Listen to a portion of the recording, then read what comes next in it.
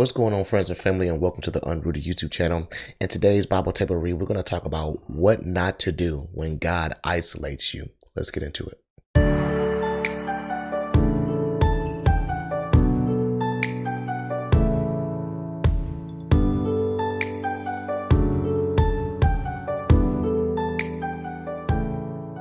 So before we get started, make sure you guys hit that subscribe button, hit that like button, and make sure you guys watch it from the beginning to end because you might learn a thing or two. So I wanted to talk about when God isolates you and what not to do, because a lot of us may not understand when God is isolating us, and that there are certain things that we're not supposed to do, because during that time of us being isolated, God is preparing us. He is pruning us. He is building us up. He's doing things that we may not recognize that he's doing. No, it's not a coincidence that all of a sudden now you're just isolated. You don't feel like being around anyone. That's for a reason. Okay. Especially if you was into the world and then all of a sudden now you're just feeling isolated. The world is just not doing it for you. That's God calling you. That's God preparing you. That's God working through you and removing you from the world to where he's fixing to show you the truth. He's fixing to better your life. Okay. So this is what not to do when he isolates you. So, number one, it says, do not rely on a church or a pastor, but God alone. Keep seeking wisdom. So let's go to the Bible.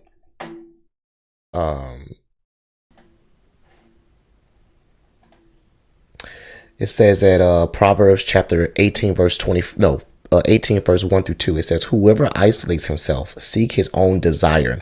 He breaks out against all sound judgment. A fool takes no pleasure in understanding, but only in expressing his opinion. So what that basically means is that when you are isolating yourself, you are breaking free from the strongholds of the world. You're breaking free from the sound of all judgment, because when you're in the world, and you're not feeling the world anymore, you will be judged by the world. And when you're isolated, you need to stay isolated and be by yourself while you are isolating yourself, So do not rely on a church or a pastor, but God alone. Keep seeking wisdom. So don't go to a church, don't go to, sorry, my computer cut off. Do not rely on anybody else, but just seeking God. Okay. And just keep gaining that wisdom. Keep gaining that wisdom each and every day. Okay. When you are isolated. So don't go to nobody else. Don't do anything else when you're isolated. Just continue to gain wisdom. Number 2, do not forsake your real friends / fellowship. Let's go to Proverbs. Proverbs chapter 18, 24. It says, excuse me, guys. It says, a man of many companions may come to ruin, but there is a friend who sticks closer than a brother. So if you have had good friends, like really truly good friends in your life that has tried to warn you and tried to help you unroot you and replant you with Christ by saying, hey, I don't think that's a good idea. I don't think you should do that. That's always had your back when you wanted to do your own thing. Do not let go of those type of friends, because you got to understand, God talks through those people. God uses those people to try to save as many of his children as possible. And God tried to save you by talking through your friends, good friends. Because you can tell the difference. You can tell the difference that, who God is talking through and who the devil is talking through. The ones that the devil is talking through is persuading you to continue to be a part of the world. That's persuading you to destroy yourself and do all the sins and lustful things that you've been doing. That's what the devil talks through those people. I cannot stress this enough. Everything is spiritual. I cannot stress that enough.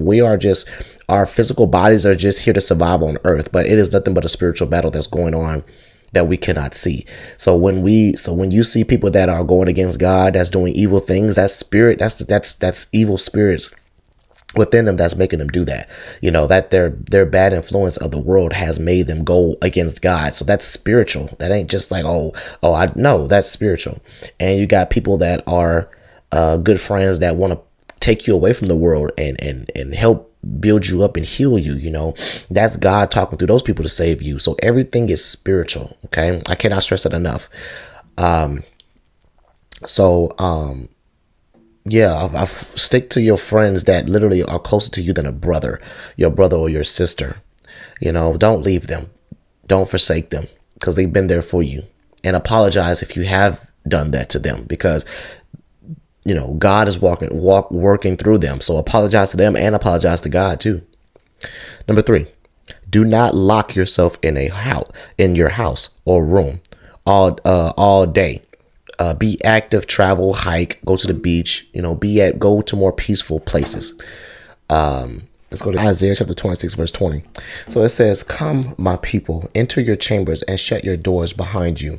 Hide yourself for a little while until the fury has passed by." So what that means is that, you know,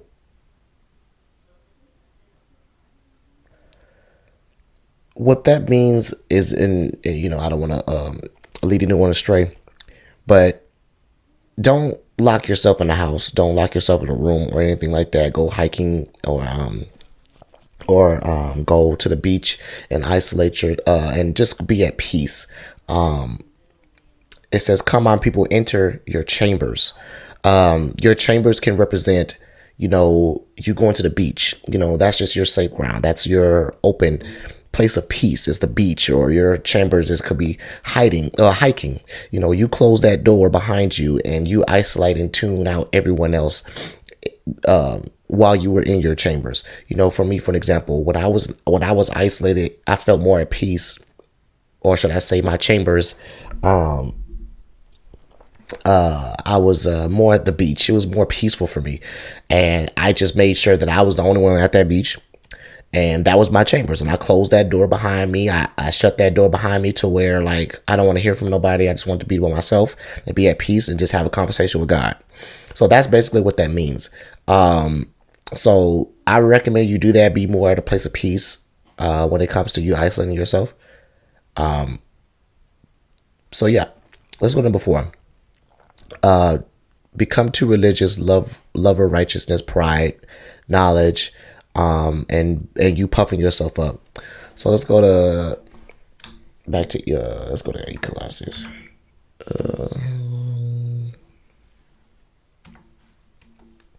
16 through 7. 16 through 17. Okay. So it says, "Be not overly righteous and do not make yourself too wise. Why should you destroy yourself? Be not overly wicked, neither be a fool. Why should you die before your time?" So basically what that means is that, like, you're too overly righteous. There's no such thing as being too overly righteous, because no one is perfect. And don't make yourself too wise to where, like, while you're isolating yourself, while you're utilizing that time of your being isolated, you have a lot more time in your hands to gain knowledge and gain wisdom, because you're not caring about the distractions. It's just you and God, right? And you want to seek more and more and more and more, which is nothing wrong with that. But at the same time, don't become too overly wise. Like, you just want to just learn more and more and more and more and more. You can kill yourself by not physically kill yourself by doing that, but you can overwork yourself, and you would destroy yourself by learning so much about God, and now you want to learn about who the devil is, and God doesn't want that. He doesn't want you really learning about the devil anyway. So that's what he means by that.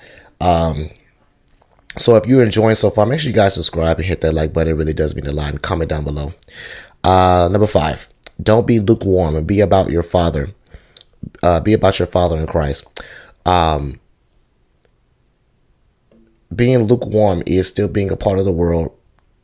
You still have some desires of happiness of being a part of the world, and the other half is, you're feeling that the world isn't doing enough for me.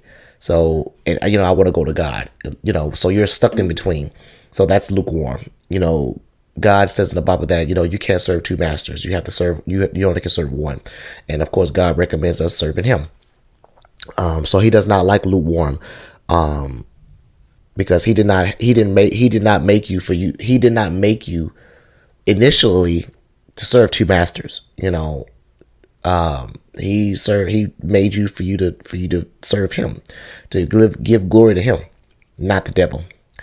So that's what that number 5.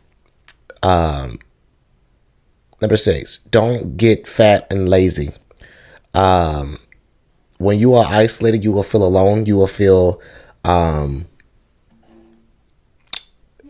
you will feel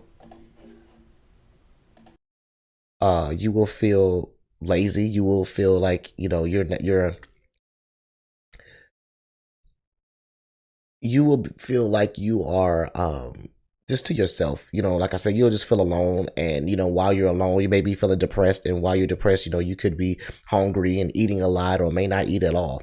But don't eat away your sorrows. Don't eat away your sadness. Don't eat away your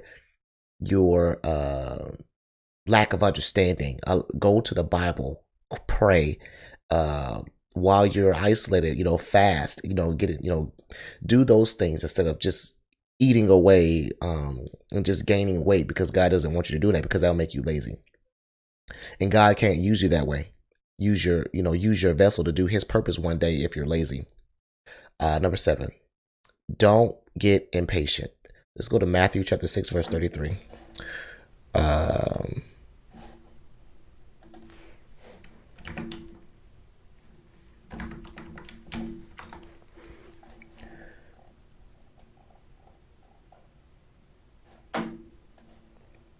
So it says, but seek first the kingdom of God and his righteousness, and all things will be added to you. I am a prime example of that. I've been impatient. I was more of trying to get a better understanding of what God wanted me to do. I know that while I was being isolated, he removed everyone out of my life. Not everyone, but he removed quite a few people out of my life momentarily. And he removed a lot of things out of my life to where I was solely depending on him. And at that time, I had a family that I wanted to provide for, and I was trying to do whatever I could to provide for my family. And for some reason, there was just roadblocks every time. And I said to and I know God sees that I'm trying, because it says in the Bible, God helps those who help themselves. So I know God sees that I'm trying. But for some reason, he didn't bless me with a job. He had something better for me. And so I had to be patient with that, and allowing him to work through me for me to be where he wanted me to be. It was difficult. It was hard because, I had people that I needed to provide for, and that I wanted to work for. But I'm guessing God saw that, he wanted me to focus on him. In due time, whenever God gets me where I need to be, you will be able to provide for your family and me at the same time, and him at the same time. So it was a struggle, but I realized that once I was patient, that he was starting to use me. He started to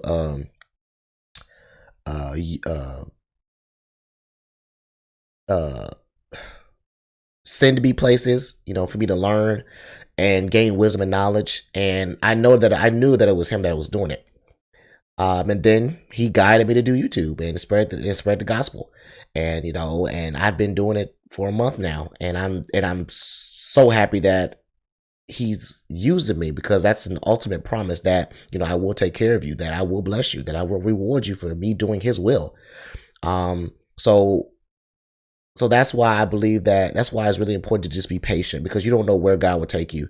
I never thought that I would be doing this in my life. Never. But I'm so glad that I am doing it, because God chose me for me to help spread the gospel to save as many of his children as possible. And that is a very huge job. And I'm just so glad that he chose me to do it. And I won't fail him. I will do his will. Yes, it will be hard. Yes, there will be rocky roads. Yes, the devil will attack me because he doesn't like what I'm doing. But I shall persevere. I shall keep doing what I'm doing until my dying day. So if you enjoyed this video, if any of the information has helped you, subscribe and hit that like button. It really does mean a lot. And until next time, peace. Thank you for watching.